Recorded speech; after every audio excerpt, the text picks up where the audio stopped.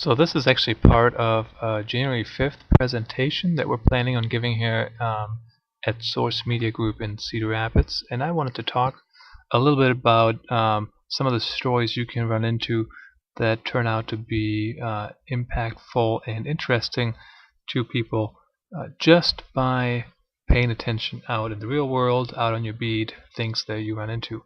So here's an example that happened a few years ago. November 12th, 2005 is actually when this ran. There's this intersection, interstate, actually Highway 30 and Edgewood Road, and as you can see on the picture here, you could turn left, which is at the bottom right here of the screen of the picture. You could turn left onto Highway 30. So then what they did, they spent money to build this on-ramp loop here, which is on the left. Well, what people ended up doing is they didn't take the loop, they actually still took the other on-ramp. So kind of interesting, I thought, as I was driving by there one day. So what I did is I went out to the intersection there to just sit there, I think for half an hour, and I counted how many people actually went one way or the other. And overwhelmingly many people still went the old way. So right here, in 30 minutes during the afternoon rush hour on October 31st, 213 vehicles took the old way, while 124 took the new on-loop. So as you can see, old habits, perhaps a little hard to break there. Today, in 2010, you actually can't take that left anymore. That's restricted access now with after some more construction. The next story I'd like to talk about here is Drunk in the Driveway.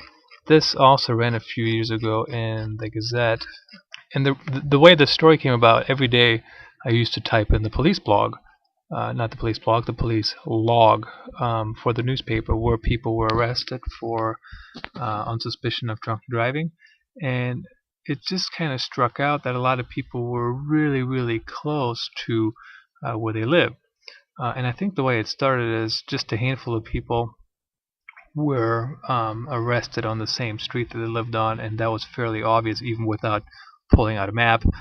And it just kind of struck me as interesting that a lot of people get arrested, or not a lot, but some people get arrested near where they live. So what I did, we looked at a number of arrests. I think it was about 3 months worth of arrests, and mapped them to see where people were arrested. So there were a few hundred.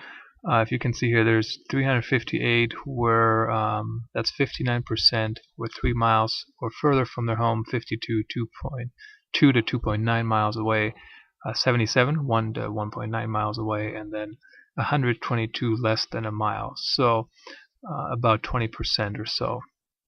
So that's how that story came about, just by a very daily routine task, typing in log entries. We were able to find this kind of interesting story. Really, what's really interesting about this too is that you can be arrested for drunk driving if you're right outside your house, or even in the driveway, especially if they saw you drive into the driveway.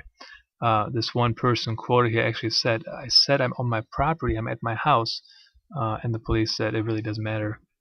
It's still drunk driving. The next story here, Heroin More Deadly. The way this came about, just by very traditional, very routine checks of death certificates, we found out that 6 people died in Linn County in the last 6 months related to heroin use. So something we would have never heard about probably had we not checked the death records. Routinely we checked them. Back then, this was in 2005, just to kind of get an idea what people died of, and to kind of keep an eye on certain trends. There might be some ways to do this electronically nowadays, I'm not really sure, but just these tasks, these routine tasks, you were able to find things that otherwise may not have even caught your eye. So there's actually numbers here for statewide numbers we got from the Iowa Department of Public Health after we noticed a local piece of information. Now I'd like to talk a little bit about picking stories that can go one way or the other. So if you do investigate something, it does turn out to be something that's worth mentioning, even if it's not the, we caught somebody doing something necessarily wrong, or some of the more traditional stories that we thought of when we thought of investigative journalism. This next one here is actually a story on traffic tickets. We had absolutely no idea how this was going to turn out. In fact, the way we went about it, we went to iowacourtsonline.org, the Iowa Courts Online website, iowacourtsonline.org, and we looked at what we could keep track of and what we could check. And we could check how many people got tickets and when they got them and where they got them and what county they got them and who gave them to them, what department. And then we could track them through the court system until they were either dismissed or they paid them, or whatever else happened to them, or they went to court and won or lost. So we just kind of started keeping track, and we just kept track of what happens to tickets.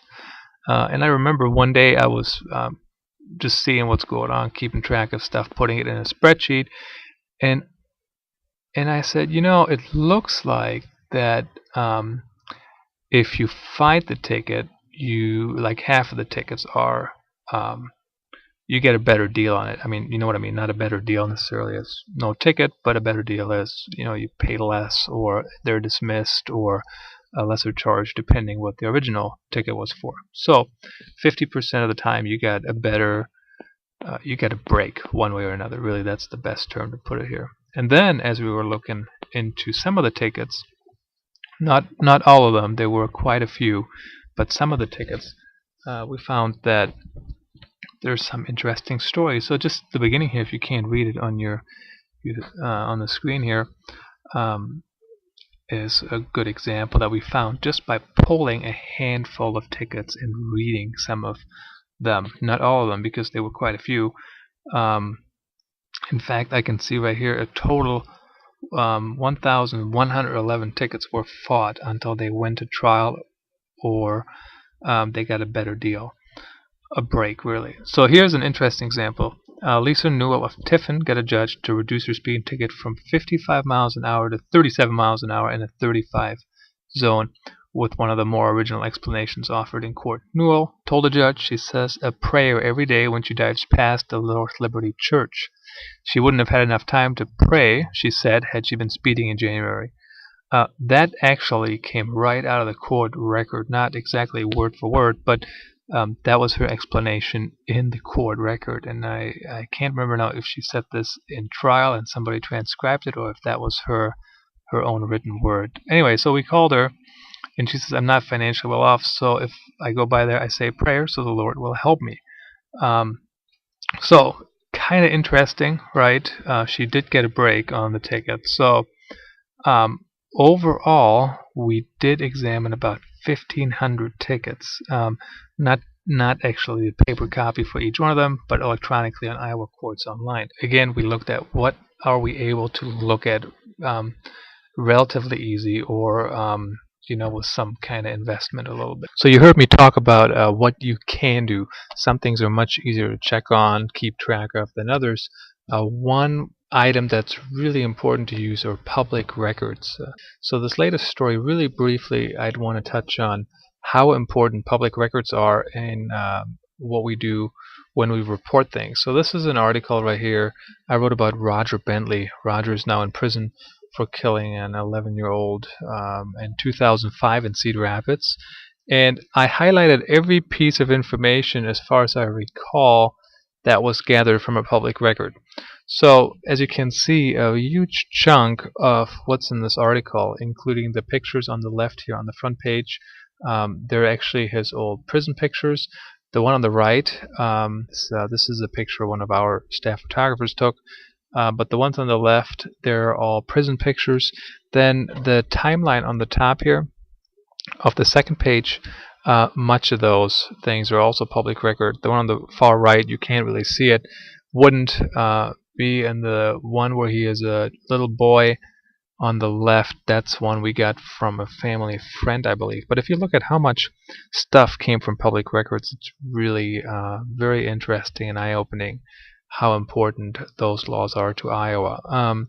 Then the one thing I didn't highlight, because I just can't recall now, 5 years after the fact, but there's some of the unhighlighted parts. They also came from public records indirectly. For example, this one person quoted here, we found her through other information that we found in public records, and then we contacted her and talked to her. So even though the quotes and information came from her, we wouldn't have found her without the information in public records.